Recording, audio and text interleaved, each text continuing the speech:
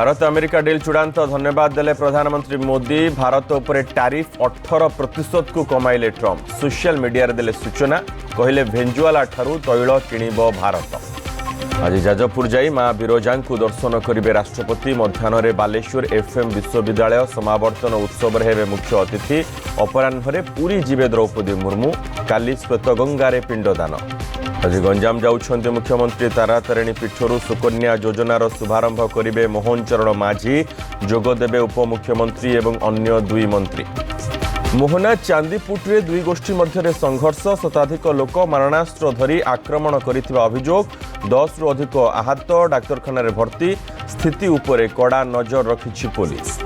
28 NAC 7 पौरपालिकार हेब निर्वाचन। मार्च सुधा सीमा निर्धारण आसन संरक्षण विज्ञप्ति। निर्वाचन पर आरंभ है प्रक्रिया। पुरी और संबलपुर महानगर निगम पर भी हेब निर्वाचन। बाली और पत्थर माफिया को शक्त झटका। लघु खनिज उपरे बढ़िला अतिरिक्त शुल्क। बेआईन खनि खनन उपरे रोक एवं राजस्व वृद्धि पर राज्य सरकार बड़ पदक्षेप।